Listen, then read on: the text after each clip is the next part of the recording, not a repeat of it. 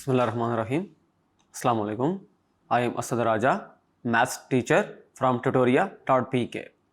आज हम chapter number 7 के जो क्वेश्चंस और आंसर्स हैं उनके जो एक्सरसाइजेस के अंदर उनको डिस्कस करेंगे।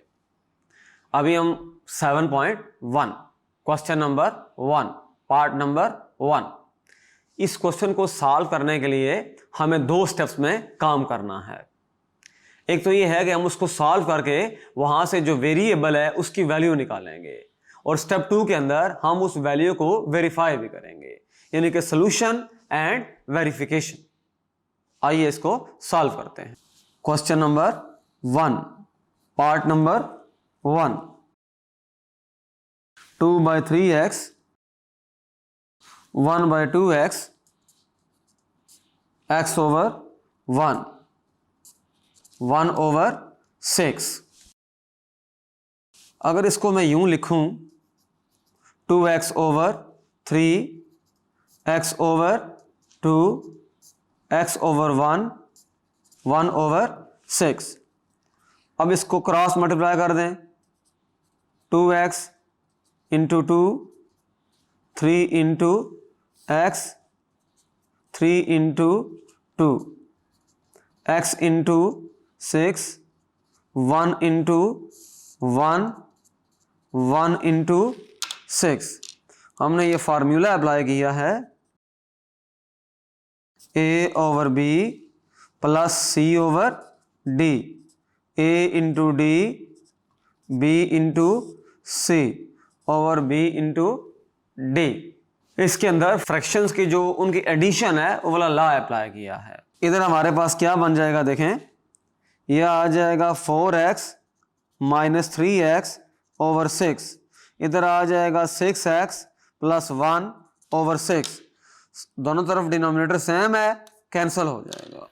अब इसके अंदर क्या होगा, इधर आ जाएगा x is equal to 6x plus 1। x उधर ले जाएं, 1 इधर ले आए, ये -1 हो जाएगा।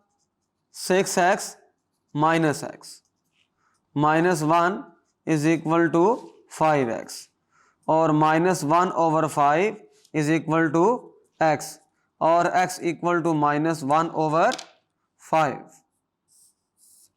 ये हमारे पास x की वैल्यू आ गई है। यहां तक हमने इसका सॉल्यूशन फाइंड कर लिया। ये था स्टेप 1।